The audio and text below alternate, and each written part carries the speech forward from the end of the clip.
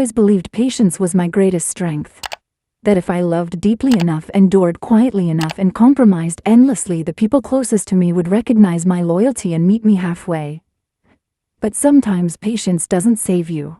Sometimes patience is the rope you hand over willingly, until you realize it's being tied around your own neck. My name is Claire. I'm 30 years old and I thought I had found stability with the man I loved. For 2 years we built what I believed was a future, shared dinners, inside jokes, the soft rhythm of routine. But slowly that routine turned sour. Little comments about money turned into full-blown arguments. His contributions shrank. His expectations swelled. And before I even noticed, I was carrying the weight of us both, financially, emotionally, spiritually. It all came to a head on a Friday night, the kind of evening that should have been ordinary. I had received a small work bonus. Nothing life-changing, but enough to put a dent in my savings or maybe replace the battered television that sometimes fizzled into static. I mentioned it casually, almost shyly, thinking maybe we'd celebrate with takeout and a quiet night in. But the moment the words left my lips, his eyes gleamed with something cold, calculating. "Amazing," he said. "We have to book that spa weekend Nicola told me about. And I saw this necklace online that would look incredible on me." I blinked, startled. "Hold on, I was thinking something more practical. Maybe we save most of it." The shift in his face was instant. The warmth drained, replaced with disdain. "Practical? You get extra cash and your first thought isn't treating me. What's wrong with you?" I tried to steady my voice. "It's my bonus. I'd like us to talk about how we use it, not just spend it all on whims." That's when he screamed it. The words that still echo inside me like a slammed door. "Do as I say with your money, or get lost." I froze. Not because I didn't hear him, but because I heard him too clearly. In that single moment, our entire relationship was laid bare. It wasn't love, it wasn't partnership. It was a hostage negotiation, and my heart, my bank account, my very sense of self had been the ransom. Something inside me cracked open, not with anger, not with fear, but with clarity. I didn't shout, I didn't beg. I just looked at him, smiled faintly, and walked to the bedroom. My hands moved with a calmness I didn't recognize, pulling his suitcases from under the bed, folding clothes, stuffing shoes, collecting the little trinkets he had scattered through my space. He followed me, raging, demanding, spewing insults that blurred into white noise. I zipped one suitcase, then another, found bin bags for the overflow. 20 minutes later, everything that tethered him to my life was stacked neatly by the door. I looked him in the eye, my voice steady in a way it had never been before. "You said do as you say or get lost. I'm not doing as you say, so get lost." And then I closed the door. The silence that followed was deafening.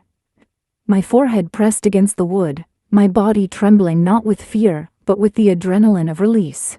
I heard him shouting outside, the thud of his bags thrown into his car, and then finally nothing. But the story didn't end there. It never does it? By Tuesday my phone rang with a voice thick with tears, his mother. She sobbed that I had thrown her poor son onto the street, that I had broken his heart, that I owed him compassion, owed him more.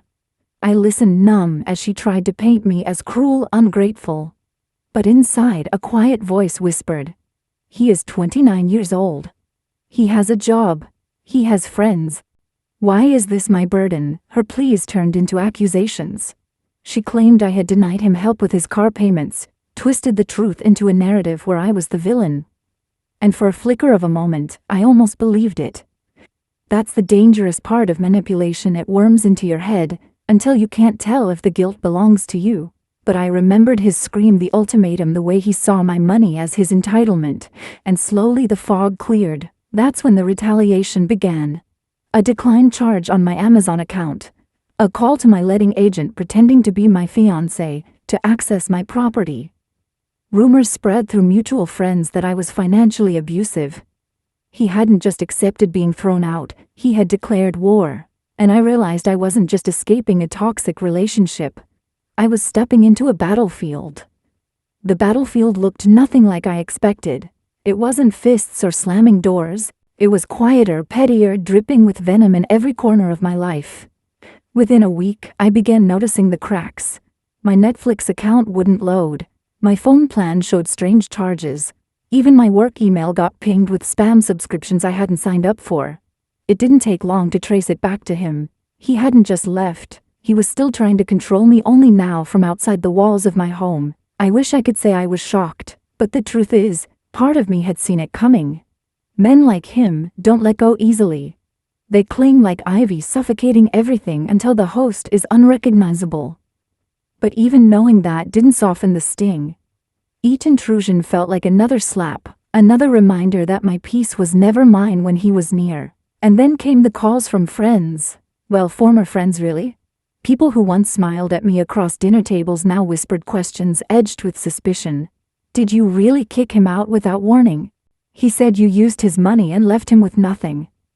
His lies spread like wildfire, each one painting me as the villain in a story I had lived bleeding in silence. The worst part wasn't the lies themselves, it was how easily people believed them. As if the quiet woman who had worked herself ragged paying rent, covering bills, propping him up was suddenly some calculating monster. Betrayal has a way of echoing louder than truth. One night, unable to sleep, I dug through old folders on my laptop, documents, screenshots, bank transfers, proof of every bill I had paid, evidence of the endless imbalance I had carried. I stared at them through tears, half in grief, half in rage. For so long I had dismissed my own exhaustion, convinced myself love meant sacrifice. Now I saw it laid bare. It wasn't love, it was exploitation with a smile. But the cruelest twist came not from him, but from his family. His mother, the same woman who had begged me days earlier, now sent a message that made my hands tremble. You broke him. Do you feel proud? After all he did for you, after all the times he defended you, this is how you repay him. Shame on you, Claire. Defended me. My mind reeled. This was the same man who had screamed ultimatums, who had reduced my worth to the money in my account. What had he possibly defended me from? The words struck deeper than I wanted to admit. Because behind them was the unspoken truth to them, I was never family. I was a resource, a means to an end. For days the weight of it threatened to crush me.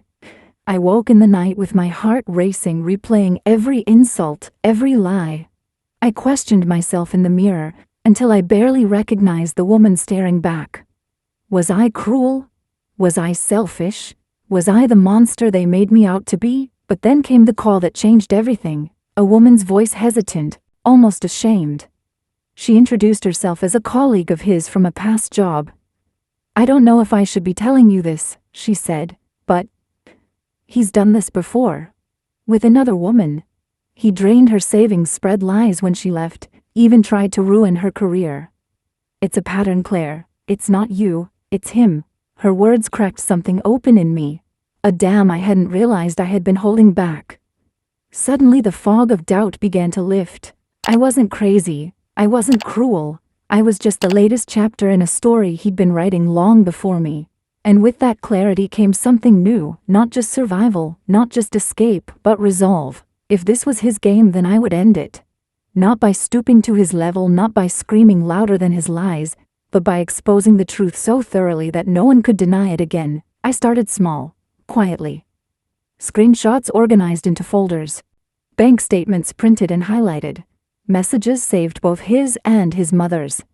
I built a timeline of our relationship, not out of spite but out of proof, because I knew the day would come when I'd need it. And as I pieced it together, I noticed something else. Something that chilled me deeper than all the lies combined. Transfers, small amounts at first, then larger.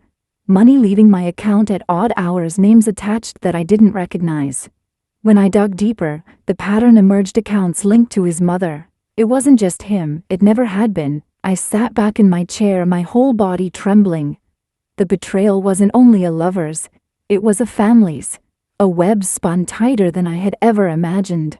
And for the first time in weeks I smiled, because now I understood. I wasn't fighting a man, I was fighting a legacy. The discovery left me breathless. My hands shook as I traced the bank statements again, every line of numbers turning into a dagger pointed straight at my heart. His mother hadn't just defended him with words, she had profited from me. Those mysterious transfers weren't random. They were intentional, systematic, and worse, they had been happening long before I kicked him out. Suddenly, memories sharpened with cruel clarity. The time she conveniently brought up her unexpected bills, The way he insisted I help her out, just this once, the subtle guilt trips about family sticking together. I thought I was supporting a partner, that I was showing goodwill toward his family. Instead, I had been funding their lies. The rage that rose in me wasn't wild or explosive. It was steady, calculated, like a flame that refused to burn out. They had turned me into their lifeline while painting me as the villain. They had stolen from me while calling me heartless. It wasn't just betrayal, it was theft dressed in manipulation. I didn't confront them immediately. No, I let silence be my weapon. I continued documenting everything, the transactions, the messages, the patterns of guilt. And as I worked, the image of my own mother came into my mind. How she had once whispered after my father left, "Don't ever let a man use you as his purse." I had promised her I wouldn't, and yet here I was repeating the same pain, the same wound passed from one generation to the next. The cycle sickened me. But it also strengthened me. I swore then and there it would end with me. The first confrontation came not with him, but with his mother. She showed up at my apartment one evening, her eyes red, her hands clutching a shopping bag, as if bringing food would soften me. "Claire, sweetheart, can't we talk? He's lost without you. We're all hurting." I let her speak, her voice dripping with practiced grief. Then I pulled the bank statements from my folder and placed them on the table between us. "I know where my money went," I said quietly. Her face drained of color. For a moment she stammered, searching for excuses, but the papers spoke louder than she could. She grabbed the bag, muttered something about misunderstanding, and fled without another word. That night I expected tears, maybe guilt, maybe even relief. Instead, I felt power. For the first time, I wasn't the one cornered. I wasn't the one carrying their shame. I was the one holding the truth. But power attracts retaliation. Within days, the storm hit harder than ever. My boss pulled me aside, concern etched in his face. He had received anonymous emails accusing me of financial fraud, of stealing company funds. The evidence was flimsy, laughable even, but still it shook me, because I knew exactly who had sent them. He wasn't content with smearing my name to friends. He wanted to destroy me completely. I walked home that night with my chest tight, fighting back panic. Every step felt heavy, like I was walking into a war I hadn't signed up for. But when I reached my apartment, I found an envelope slipped under the door. No name. Just a single sheet of paper inside, scrawled with messy handwriting. "You think you can win?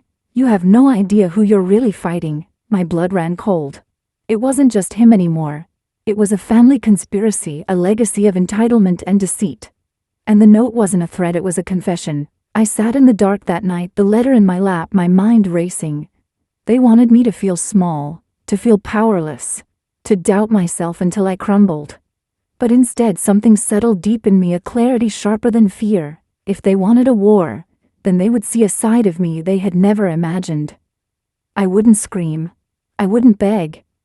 I would expose them piece by piece until their lies collapsed under the weight of their own greed. Because this wasn't just about money anymore. It was about reclaiming myself, my dignity, my story. And I was ready. The days that followed were a blur of whispers and shadows, every corner of my life touched by their malice. Anonymous phone calls in the middle of the night, strange charges on my utilities, mutual friends who stopped answering my texts, their silence louder than accusations. It felt as though I was trapped inside a cage. They had built bars of rumor, chains of manipulation, locks forged from shame. But even cages have cracks, and I was determined to find them. One evening, as I was sorting through the ever-growing file of evidence I had built, I noticed a pattern. The same handwriting appeared not just on the threatening note slipped under my door, but also on an old birthday card he had once carelessly left on my kitchen counter. The same sharp loops, the same heavy slant. It wasn't his. It was hers, his mother's. That discovery made me sick. It wasn't just that she had stolen from me. It wasn't just that she had defended him blindly. She was actively orchestrating the war against me, leading it from behind the curtain, while pretending to be the grieving, misunderstood parent. The betrayal was suffocating. I thought back to every time she had called me dear, every warm smile over Sunday dinner, every compliment about how good I was for her son. It had all been theater. She had studied me, learned my weaknesses, and when the moment came, she used them as weapons. And then, as though fate itself was tired of their games, a message arrived from an unexpected source. It was from another woman, someone I didn't know well, but who had once dated him years before me. Her words shook me to my core. "I saw your name in a post," she wrote. "I don't know how to say this, but he and his mother did the same thing to me.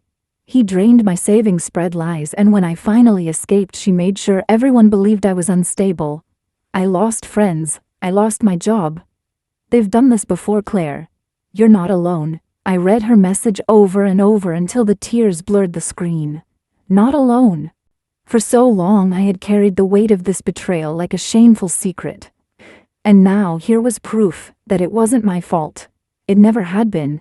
It was their pattern, their legacy. That night my sorrow transformed into resolve. I contacted her and we began comparing notes. Her evidence mirrored mine, transfers, lies, manipulations that stretched back years. It was like piecing together a puzzle, each fragment revealing just how deeply their poison had seeped into the lives of others. But the most haunting revelation came when she mentioned something that made my stomach twist. His mother once told me, she said that she wouldn't let another woman ruin their family like her sister did.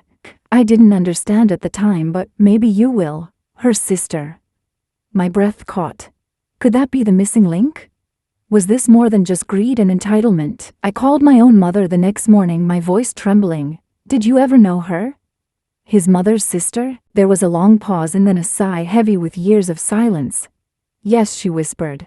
"We were friends once, until she betrayed me." And just like that, the pieces fell into place. This wasn't just about money. It wasn't just about a toxic man and his enabling mother. It was about a history of betrayal between families, a feud buried under decades of silence now resurfacing through me. My uncle had been part of it. My mother had been scarred by it. And now I was the newest pawn in a game I hadn't even known I was playing. The realization made me dizzy. I wasn't just fighting for myself anymore. I was fighting against a cycle of vengeance and manipulation passed down like a curse. But curses can be broken. And I knew I was the one who would break it. So I kept gathering, kept building my case. Screenshots, bank statements, testimonies from women before me. I was no longer just a victim collecting scraps of proof. I was an architect constructing the truth brick by brick until it could no longer be denied. And as I worked, I felt something I hadn't felt in months: strength. A quiet, burning strength that whispered, "They may have started this war, but I will end it." The final act of their game came when I least expected it. A package arrived at my door, no return address, heavy enough to make my hands tremble as I carried it inside. Inside were photographs, old, faded, curling at the edges. My ex as a child, his mother standing proudly behind him. And in the corner of one photo, a familiar face that froze me in place. It was my uncle. I stared at that picture until the room blurred. My uncle, the man who had already poisoned my childhood by breaking my parents apart, had once stood smiling with the very family who now sought to destroy me. The web stretched further than I ever dared to imagine. It wasn't chance that I ended up in their grip. It was legacy. A feud that had begun long before I was even born, and I had been caught in its claws without ever knowing it. When I confronted my mother, her face paled, her lips trembling. She admitted the truth in a voice so small I almost missed it. Years ago, her sister and my uncle had torn through their family with lies and betrayal. Friendships ruined, marriages shattered, reputations scorched. And his mother, the woman who now targeted me, had been there taking sides, fueling the fire. And now, decades later, their children were the collateral damage. Me, him, the battlefield of old grudges and unhealed wounds. I sat alone that night, staring at the photographs spread across my table, and realized something terrifyingly simple. I had become the mirror of my mother's pain. The same lies, the same betrayals, just dressed in new faces. History was repeating itself, and if I didn't stop it now, it would only keep cycling. So I acted. I took everything I had gathered: his texts, his mother's messages, the bank statements, the testimony from the woman before me, and now even the photographs tying our families together. I compiled it into a single undeniable record, not for them, not to convince them, but for me, and for anyone they tried to hurt after me. And then I let it go.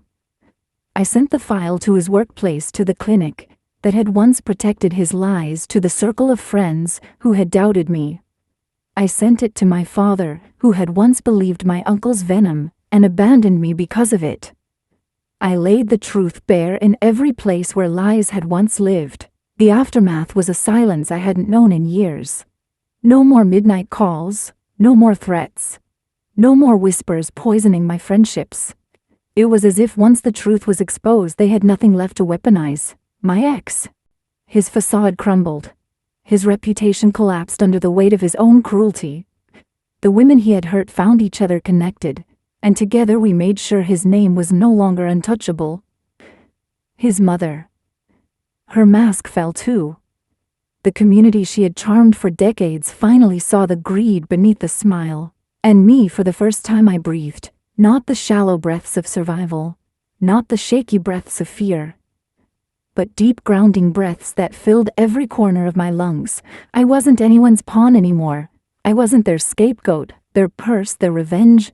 I was mine. Looking back now, I realize betrayal didn't break me. It revealed me. It stripped away the illusions I had clung to, the patience I mistook for strength, the love I mistook for loyalty. It showed me the truth that sometimes the people who claim to love you are only replaying their own wounds, forcing you into a story that was never yours to carry. But stories can be rewritten. Cycles can be broken.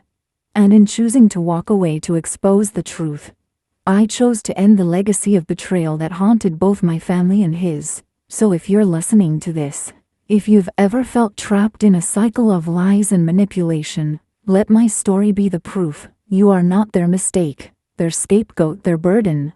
You are your own. And walking away is not weakness. It is the first step to freedom. If this story touched you, please take a moment to like this video, share it with someone who needs to hear it, and subscribe for more stories like mine. And if you've ever broken free from betrayal, leave a comment. I would love to hear your story too.